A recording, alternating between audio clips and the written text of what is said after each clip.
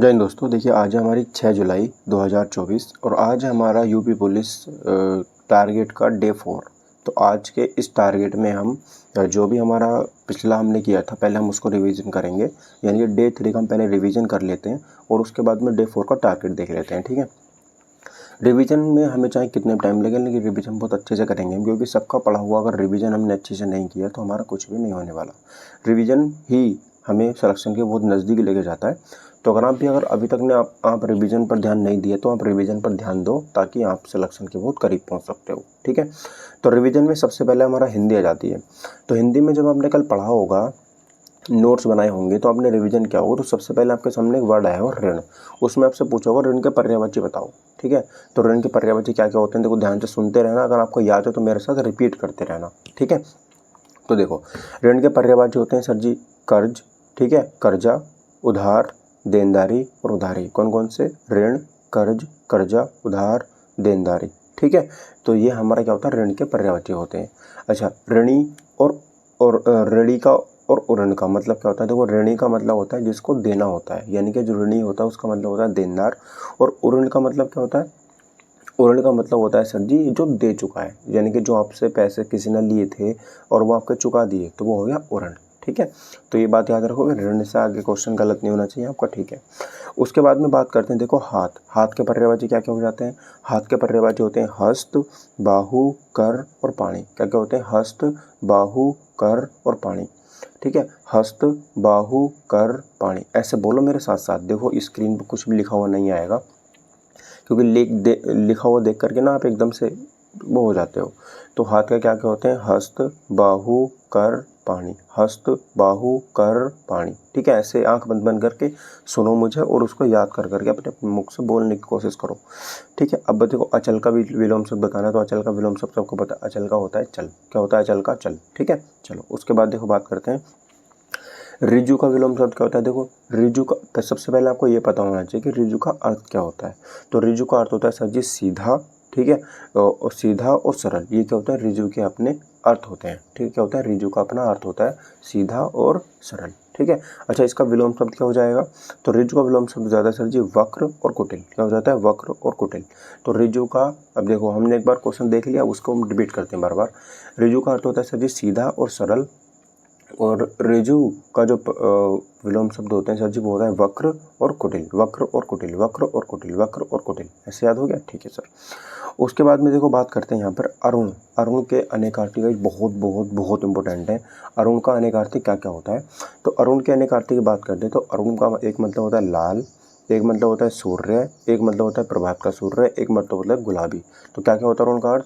एक होता है सर जी लाल, सूर्य, ठीक है, लाल, सूर्य, प्रभात का सूर्य और गुलाबी। लाल सूर्य और प्रभात का सूर्य और गुलाबी। ठीक है, तो ये अलग अलग है, लाल कोमा सूर्य कोमा प्रभात का सूर्य कोमा गुलाबी। तो ये अरुण के मतलब होते हैं। ठीक है, लाल, सूर्य, प्रभात का सूर्य और गुलाबी, ये अरुण का मतलब होता है। ठीक है, चलो उसके बाद में जो बाद में जन्मा हो उसके लिए एक वर्ड बताओ।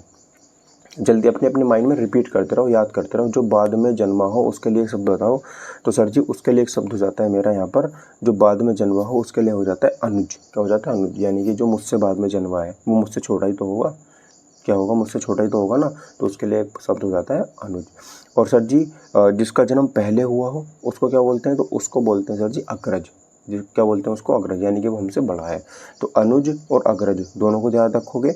जो बाद में जन्मा है वो अनुज होता है, जो पहले जन्मा है वो अग्रज होता है। ठीक है, अच्छा जो कभी बूढ़ा ना हो उसको क्या बोलते हैं? जो कभी बूढ़ा ना हो उसको बोलते हैं सर जी अजर।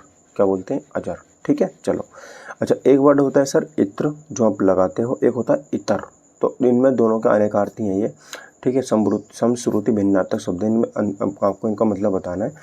इत्र और इतर, तो इत्र का मतलब होता है सर जी सुगंध, या जिसको अपन यहाँ पर परफ्यूम भी बोल देते हैं। और इतर का मतलब होता है दूसरा। क्या होता है इतर का मतलब? दूसरा। तो इत्र और इतर दोनों को याद रखना, मोस्ट इंपॉर्टेंट है। इत्र का मतलब होता है सर जी सुगंध, और इतर का मतलब होता है सर जी यहाँ पर दूसरा। इत्र का मतलब होता है सुगंध, इतर का मतलब होता है दूसरा। क्या होता है? दूसरा। ठीक है, चलिए उसके बाद देखो यहाँ पर अत्याचार में कौन सा उपसर्ग हो जाता है? आप सभी को पता है, इसको हम लिखेंगे अति प्लस आचार। इसमें कौन सी संधि हो जाएगी? इसमें हो जाएगी यण संधि। कौन सी संधि हो जाएगी? इसमें यण संधि हो जाती है। दूसरा बात करेंगे फटाफट, वह फटाफट बोलता है। क्या होता है? वह फटाफट बोलता है। इसमें आपको बताना है क्रिया विशेषण। तो जो फटाफट है ना, फटाफट वो कैसा हो जाएगा? वो उसका ना रीति में है। क्या है उसके? रीति में उसका कोई ना कोई गुण है कि वो फटाफट बोलता है, और वो कभी मतलब बहुत मुश्किल से चेंज होगा। तो जो चीज़ हमारे बिहेवियर में होती है वो हमेशा मेरी रीति के अंदर आती है। जैसे अचानक बोल देना, धीरे धीरे बोलना, फटाफट बोलना, तेज बोलना, ये सब हमारे बिहेवियर में है। ठीक है, क्या है हमारे बिहेवियर में। और जो चीज़ हमारे बिहेवियर में होती है वो हमेशा रीतिवाचक में आती है। किस में आती है?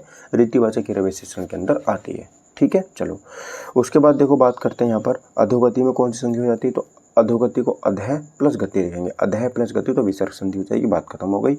ठीक है, अब देखो तत्सम तत्व बहुत इंपॉर्टेंट है। क्या है? तत्सम तत्व बहुत इंपॉर्टेंट है।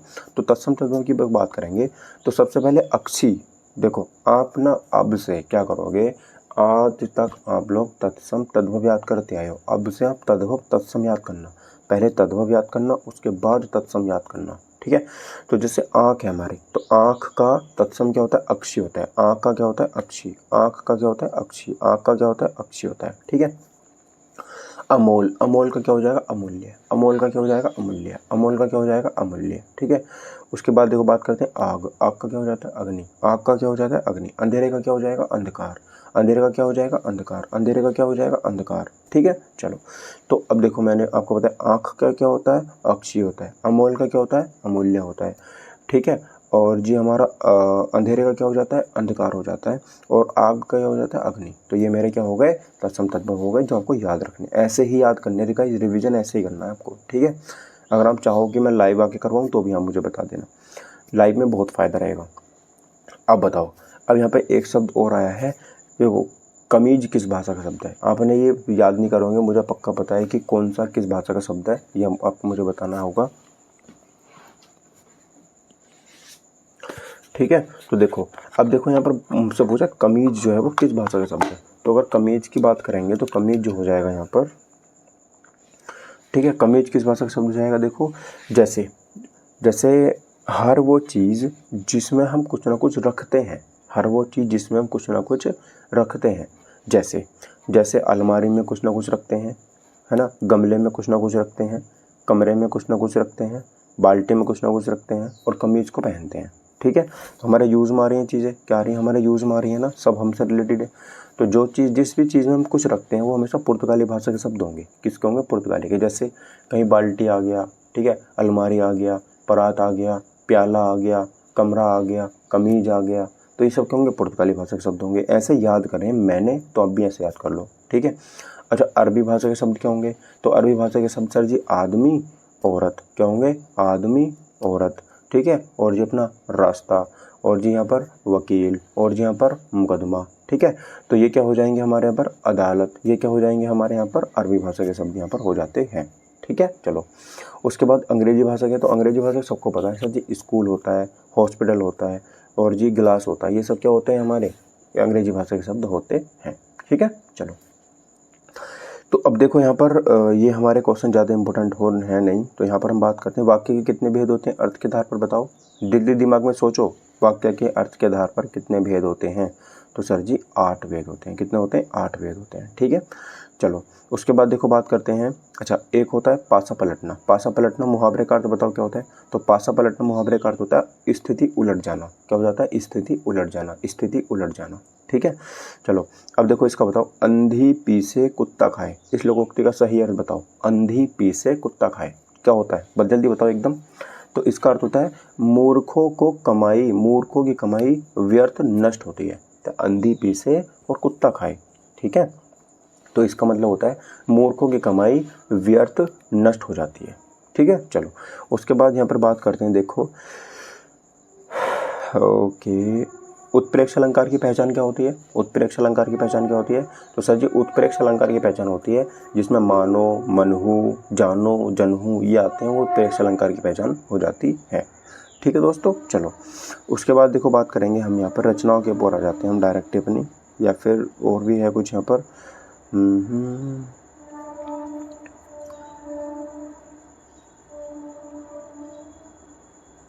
चलो देखो अब यहाँ पे आपको बताना है कि अगर आपने वरमाला कंप्लीट कर रखी है तो तीनों स और है, तीनों स और है, ये कौन से व्यंजन कहलाते हैं? तीनों स और है कौन से व्यंजन कहलाते हैं बताओ। मतलब ये मैं आपसे जो पूछ रहा हूँ ना क्वेश्चन गाइस, ये आपसे ओरली इसलिए पूछा जा रहा है कि जैसे आप क्वेश्चन सुनो वो आपके दिमाग में एकदम आंसर जाना चाहिए।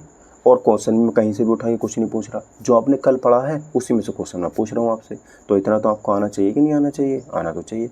नहीं आ रहा तो फिर आपने रिवीजन अच्छे से, टारगेट अच्छे से पूरा किया नहीं है, तो उसको पूरा करो आप। ठीक है, चलो। दुकानें बंद हो चुकी हैं, इसमें कौन सा होगा? दुकानें बंद हो चुकी हैं, हो चुकी होंगी, सॉरी। दुकानें बंद हो चुकी होंगी तो मुझे कुछ नहीं पता, तो संदिग्ध भूत हो जाएगा। सब क्या हो जाएगा? संदिग्ध भूत हो जाएगा। ठीक है, चलो। उसके बाद देखो यहाँ पे बात करते हैं आभूषण। तो आभूषण का यहाँ पर अनेकार्थी पर्यायवाची शब्द क्या क्या हो जाएंगे? आभूषण के पर्यायवाची शब्द क्या क्या हो जाएंगे? दूसरे सेट पे आ चुके हैं हम, दूसरे सेट पे बताओ आभूषण के पर्यायवाची शब्द क्या क्या होंगे। तो उससे आभूषण के होते हैं हमारे, एक तो हमारा जेवर हो जाएगा, ठीक है, अलंकार हो जाएगा, ठीक है, टूम हो जाएगा, ठीक है, आभरण हो जाएगा, ठीक है, श्रृंगार हो जाएगा। ठीक है, तो देखो आभूषण के याद रखने हैं ये क्या क्या। अलंकार याद हो जाएगा, और ये हमारे यहाँ पर जेवर याद हो जाना चाहिए। टूम, टूम भी किसका होता है? आभूषण का होता है। टूम भी किसका होता है? आभूषण का होता है। ठीक है, और ये आभरण किसका होता है? आभरण आभूषण का होता है। आभरण आभूषण का होता है। आभरण आभूषण का होता है। श्रृंगार आभूषण का होता है। श्रृंगार आभूषण का होता है। ठीक है, श्रृंगार आभूषण का होता है। तो ये आप यहाँ पे याद रखना कि आभूषण के पर्यायवाची क्या क्या होते हैं। तो सर जी, श्रृंगार, जेवर, अलंकार, टूम और आभरण, ये मेरे श्रृंगार के पर्यायवाची शब्द होते हैं। ठीक है, याद रखना। उसके बाद देखो यहाँ पर ऋतु। ऋतु की बात करते हैं तो ऋतु का पर्यायवाची शब्द कौन कौन से होते हैं? ऋतु, ऋतु, ऋतु का आपसे सोचा होगा, पढ़ा होगा कि जैसे अभी ऋतु चल रही है तो ऋतु का मतलब होता है मौसम। क्या होता है? मौसम। तो इसका कौन कौन से हो जाएंगे? जैसे बहार हो जाएगा, मौसम हो जाएगा, रुत हो जाएगा। ठीक है, तो ऋतु के पर्यायवाची ये हो जाते हैं। बात समझ में आ गई? ठीक है। उसके बाद देखो यहाँ पर बात करते हैं चिंटू का बड़ा, अच्छा, दुर्जन। दुर्जन का विलोम शब्द क्या होता है? सोचो, कल पढ़ा था आपने। दुर्जन का विलोम शब्द होता है सज्जन।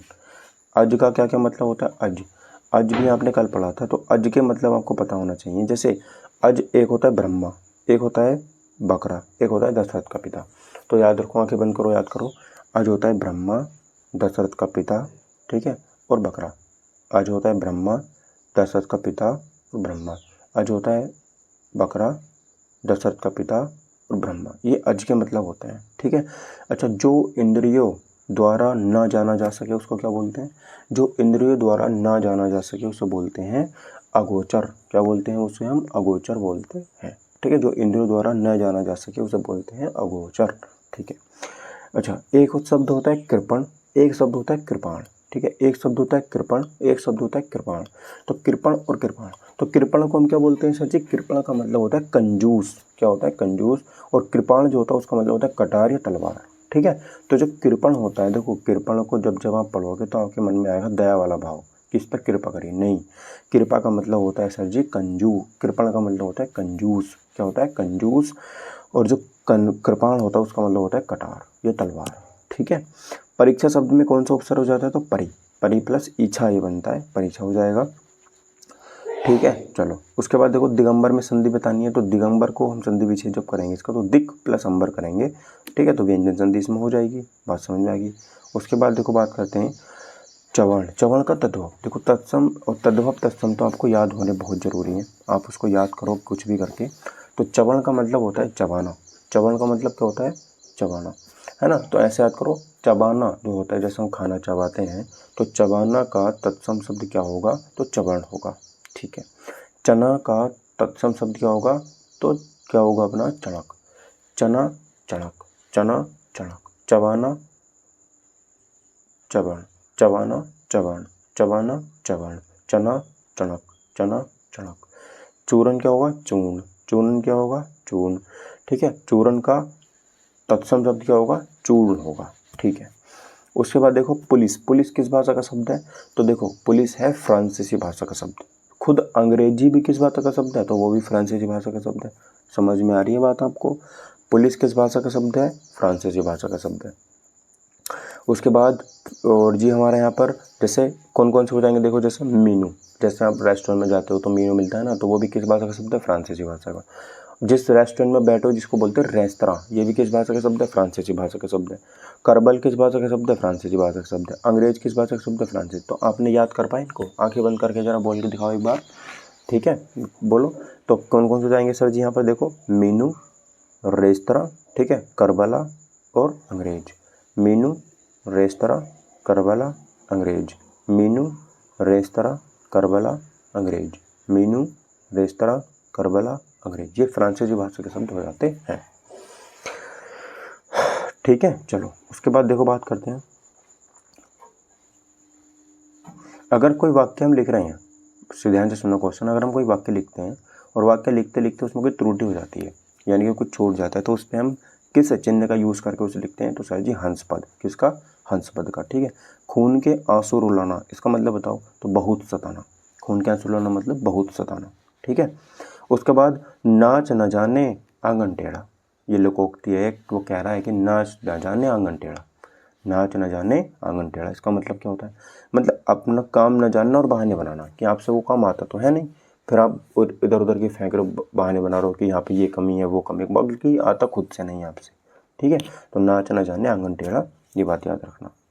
चलो उसके बाद देखो बात करते हैं, दाल चावल में कौन सा समास हो जाएगा? तो दाल चावल दोनों ही पद हमारे प्रधान है, तो द्वंद्व समास हो जाएगा। कौन सा? द्वंद्व समास, ठीक है।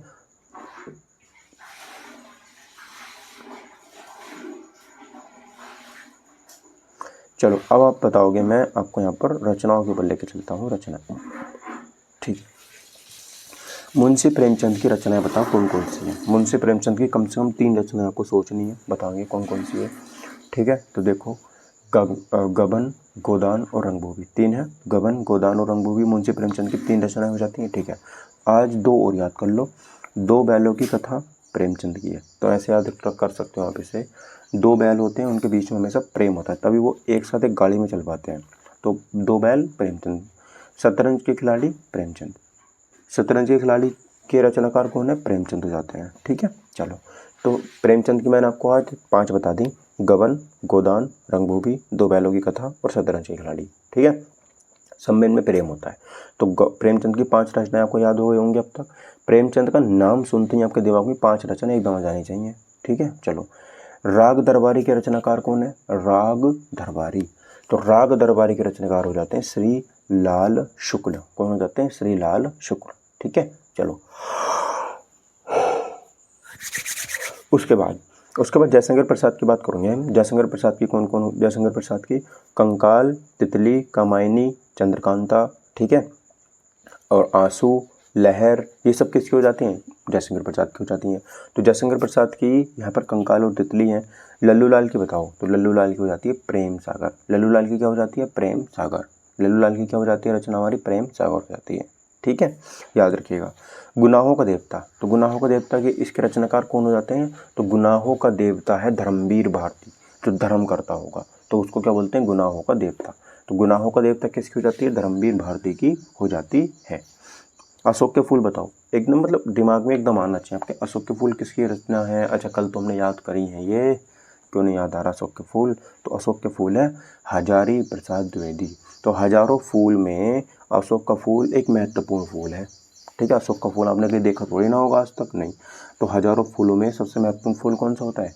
अशोक का फूल। तो ऐसे याद कर लो, हजारों फूलों में सबसे महत्वपूर्ण फूल कौन सा? अशोक का फूल है, ठीक है। चलो, क्या भूलूं क्या याद करूं, बताओ क्या भूलूं क्या याद करूं? ये तो बहुत फेमस है, उनके जीवनी है। किसकी? अमिताभ बच्चन जी के पिताजी थे हरिवंश राय बच्चन। क्या भूलूं और क्या याद करूं, ठीक है। तो ये किसकी हो जाती है? हरिवंश राय बच्चन की हो जाती है, याद रखिएगा। साकेत, साकेत के रचनाकार बताओ? देखो साकेत है, यशोधरा है, जयद्रथ वध है, ठीक है। तो ये किन की हो जाएगी? मैथिली शरण गुप्त की हो जाएगी। किसकी हो जाएगी? मैथिली शरण गुप्त की हो जाएगी, ठीक है। चलो उसके बाद बात करते हैं सूरज का 7वां घोड़ा, बताओ सूरज का 7वां घोड़ा, सूरज का 7वां घोड़ा, ठीक है। तो सूरज का 7वां घोड़ा किसकी हो जाएगी? धर्मवीर भारती की। किसकी हो जाएगी? अच्छा, धर्मवीर भारती की मैंने आपको एक और बताई थी जो ऊपर निकल गई, बताओ क्या कौन सी थी वो? धर्मवीर भारती की मैंने आपको एक और बताई थी जो ऊपर निकल गई, वो कौन सी हो जाएगी? बताओ कौन सी थी? तो जैसे सूरज का 7वां घोड़ा धर्मवीर भारती की हो जाती है, ठीक है। और बात करेंगे गुनाहों का देवता, गुनाहों का देवता कौन था? धर्मवीर भारती। गुनाहों को देवते के रचनाकार कौन थे? धर्मवीर भारती हो जाते हैं। ठीक है, चलिए उसके बाद बात करते हैं। देखो कला और बूढ़ा चांद, इसके रचयिता बताओ कौन है? कला और बूढ़ा चांद के लेखक कौन है? तो सुमित्रानंदन पंत। कौन है? सुमित्रानंदन पंत। कला और बूढ़ा चांद दोनों के बीच में ना मित्रता है। क्या है? मित्रता। तो इसलिए उनके बीच में सुमित्रानंदन पंत इसके रचनाकार हो जाते हैं। उसके बाद लहर जयशंकर प्रसाद की तो याद हो गई होगी। झांसी की रानी बताओ। देखो झांसी की रानी एक फीमेल रचना है, तो फीमेल लिखेगी कौन? सुभद्रा कुमारी चौहान। कौन लिखेगी? सुभद्रा कुमारी चौहान। ठीक, चलो उसके बाद बात करते हैं रश्मि जो है वो किसकी रचना हो जाती है? रश्मि बताओ, रश्मि किसकी रचना है? तो महादेवी वर्मा की रचना हो जाती है। रश्मि किसकी? महादेवी वर्मा की। आई बात समझ में? ठीक है। उसके बाद बात करते हैं देखो गबन के रचनाकार कौन है? तो गबन के रचनाकार मुंशी प्रेमचंद हो जाते हैं। गबन के रचनाकार बताओ कौन हो जाएंगे? तो मुंशी प्रेमचंद हो जाएंगे। ठीक है, बताया था ना मैंने, गबन, गोदान, रंगभूमि, दो बैलों की प्रेम कथा, और यहाँ पे कौन से बताया था मैंने, और शतरंज के खिलाड़ी, ये किसकी हो जाती है? प्रेमचंद की हो जाती है। महादेवी वर्मा की यामा मैंने बताई थी आपको। ठीक है, यानी कि जो महान होते हैं, माँ भी तो महान होती है, आई बात समझ, यामा हो जाएगी महादेवी वर्मा की। चलो उसके बाद बात बताओ, इनमें से कौन सी रचना सूरदास से संबंधित नहीं है? तो सूरदास की कौन कौन सी हैं? सूर सागर है, साहित्य लहरी है, सूर सरावली है। लेकिन बीजक किसकी हो जाती है? बीजक हो जाती है कबीरदास की। ठीक, चलो चिंतामणि के रचनाकार कौन है? चिंतामणि रामचंद्र शुक्ल। चिंतामणि के कौन है? रामचंद्र शुक्ल। ये तो हमारे चैप्टर था जब हम 10वीं क्लास में पढ़ते थे। ठीक है, याद रखिएगा इस चीज़ को। लोकायतन के रचनाकार कौन हो जाते हैं? सुमित्रानंदन पंत। कौन हो जाते हैं? सुमित्रानंदन पंत। ठीक है, तो ये सुमित्रानंदन पंत की लोकायतन हो जाती है। अच्छा, सुमित्रानंदन पंत की एक और है, बताओ क्या थी? सुमित्रानंदन पंत की मैंने आपको एक और बताई थी अभी के अभी, कौन था वो? सुमित्रानंदन पंत की मैंने आपको एक और बताई थी, तो वो कौन सी थी? बताओ जल्दी से, क्या हो जाएगा सही आंसर? चलो तो गाइज ये हो जाएंगे हमारे आज के 15 से एक हिंदी का रिवीजन हमने देखो 20 मिनट में कर लिया। ठीक है, 20 मिनट में हिंदी का रिवीजन हो गया रचनाओं के साथ में। और फिर अगर बात करते हैं हम यहाँ पे, तो हाँ, पंत जी रचना थी, सुमित्रानंदन पंत की रचना कौन सी थी? तो वो थी कला और बूढ़ा चांद। ठीक है, जिसमें कला में और बूढ़ा चांद में दोस्ती हो जाती है, और लोकायतन तो है ही। तो हिंदी का रिवीजन हो गया। थोड़ा सा जीके का रिवीजन और कर लेते हैं, जीके का। ठीक है, चलो तो जीके में देखो कुछ इंपॉर्टेंट देखेंगे। जैसे सत्रिय नृत्य शैली है, कौन है? सत्रिय नृत्य शैली। तो जो सत्रिय नृत्य शैली है ये किससे संबंधित है? तो ये असम से संबंधित है। किससे? असम से। ठीक है, असम से संबंधित है। असम के और कौन कौन से नृत्य हो जाएंगे? तो जैसे बिहू हो जाएगा, बागुरम्बा हो जाएगा, और देवधानी हो जाएगा। बिहू, बागुरम्बा और देवधानी। बिहू, बागुरम्बा और देवधानी, ये असम के हो जाएंगे। ठीक है, हिमाचल प्रदेश के बताओ, कल आपने पढ़ा होगा ना ये हिमाचल प्रदेश, याद करो, दिमाग पर थोड़ा जोर लगाओ। अच्छा गाइस, क्या करते हैं हम लोग, वीडियो थोड़ी ज़्यादा लंबी ना हो जाए, इसलिए क्या करते हैं, हिंदी का रिवीजन हो गया, अब जीके का रिवीजन की वीडियो अलग लेके आऊँगा मैं, क्योंकि थोड़ा बड़ा हो जाएगा। जीके में कौन कौन हो जाएंगे? जीके में अपने नवीन सर हो जाएंगे और केशपाल सर हो जाएंगे यूपी जीके के साथ। तो इस वीडियो में बस इतना ही रहने देते हैं, टारगेट डिस्कस कर लेते हैं। तो देखो हिंदी में प्रैक्टिस सेट नंबर 4 लेंगे आज। ठीक है, उसके बाद अगर बात करते हैं तो अपना हिंदी के बाद जीके जीएस में प्रैक्टिस सेट नंबर 4 लेंगे, यूपी जीके में प्रैक्टिस सेट नंबर 4 लेंगे। ठीक है, रीजनिंग में प्रैक्टिस सेट नंबर 4 लेंगे, और आज हम मानसिक रुचि क्लास नंबर 3 करेंगे। ठीक है, और बात करते हैं मैथ्स के अंदर, तो मैथ्स के अंदर हमारा जो चैप्टर नंबर 4 हम यहाँ पे करने वाले हैं। तो गाइस वीडियो का लिंक मैं आपको अभी शेयर कर दूंगा। और दूसरी चीज़, कल है संडे में कल आपको मैं पूरे हफ्ते का रिवीजन कराऊंगा। जो आज जैसे टारगेट हमारे 4 दिन के हो गए ना, तो कल को टारगेट नहीं मिलेगा आपको, कल को सिर्फ रिवीजन होगा। कल को क्या होगा? सिर्फ रिवीजन होगा। रिवीजन बहुत अच्छे लेवल पर करेंगे, और मैं आपसे क्वेश्चन पूछूंगा। लाइव आएंगे हम सुबह को लगभग 6 बजे, या जिस टाइम में टाइम मिलेगा उस टाइम आपसे रिवीजन करेंगे हम बहुत बेहतरीन तरीके से। तो थैंक यू। ठीक है, for watching my video. Take care, bye bye, जय हिंद, वंदे मातरम। मिलते हैं अगले वीडियो में, तब तक के लिए गुड लक।